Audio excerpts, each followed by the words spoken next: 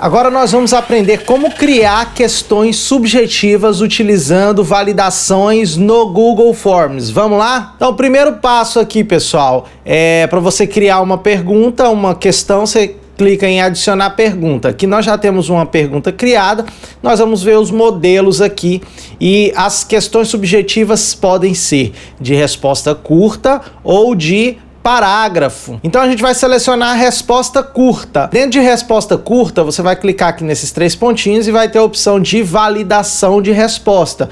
A validação de resposta, ela busca, né, ela tenta encontrar aquela informação mais precisa que você quer. Então, digamos, por exemplo, que você quer capturar um e-mail ou que você queira capturar um telefone, um CPF. Então, com a validação, você garante que essa entrada de dados ela vai ser válida, que realmente ela vai ter aquilo que você busca na captação, certo? Então vamos clicar em validação e você pode validar por número, por texto, por comprimento ou por expressão regular. Então nós vamos falar algumas dessas opções aqui que são mais importantes. Dentro de número, você pode capturar aí, ó, você tem certeza que é um número maior que 50, que 100? Então, se a pessoa digitar um número menor do que isso que você está querendo, não vai aceitar, né? Então, menor que, igual a, diferente de, entre, certo? Ou simplesmente deixar só um número. Dentro de texto, você pode dizer se contém, se não contém, se é um endereço de e-mail, se é um URL. Vamos testar aqui, ó. Se é um endereço de e-mail, aí você pode colocar um texto personalizado para exemplificar para o usuário qual é o modelo desse exemplo de e-mail. Então vou colocar aqui, por exemplo, exemplo.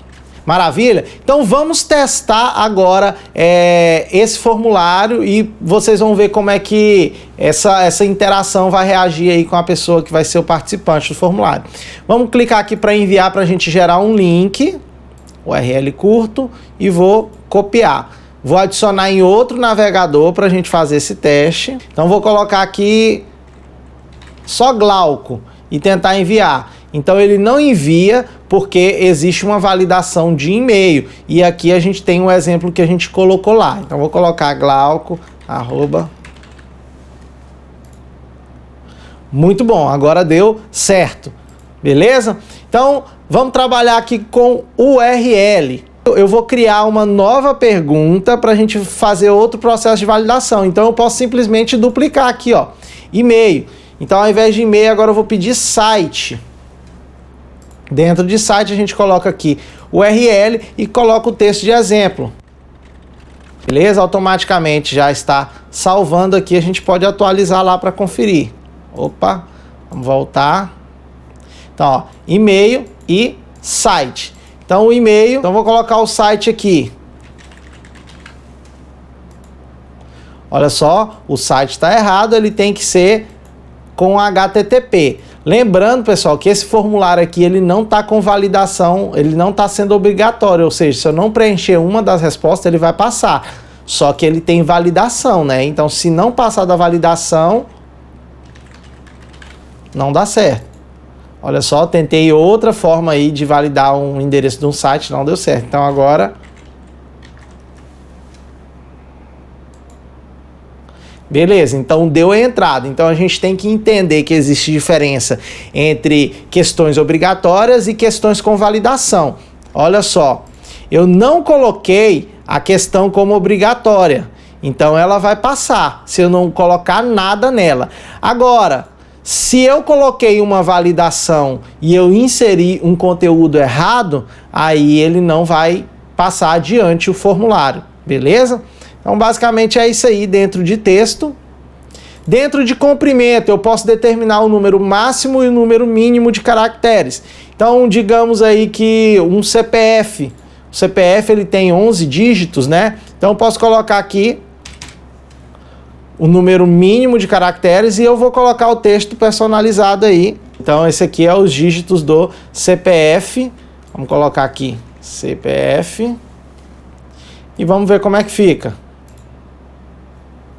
Então vamos testar agora, né? Coloquei aqui, ó, 3 dígitos, não deu certo e ele me mostrou aqui como é que eu faço para fazer esse preenchimento de CPF, né?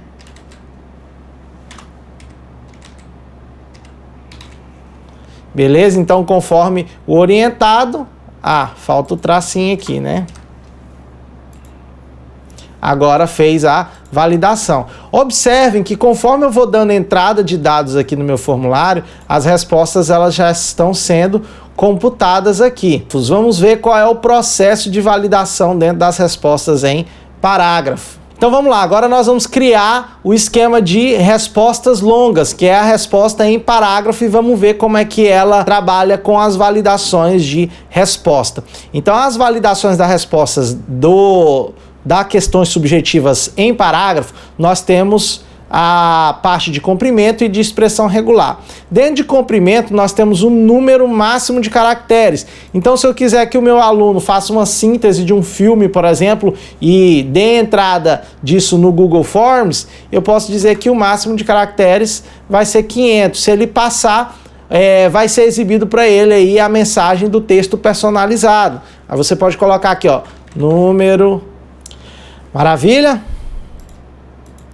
E dentro da expressão regular, eu posso dizer que ele vai conter alguma coisa, se ele não vai conter alguma coisa, se é correspondente a algo ou se não corresponde. Bom, pessoal, então a parte de questões subjetivas é isso. Então você vai criar questões em que o usuário ele vai dar entrada de dados, onde você pode fazer validações para garantir que realmente você vai obter aquela informação de forma mais precisa.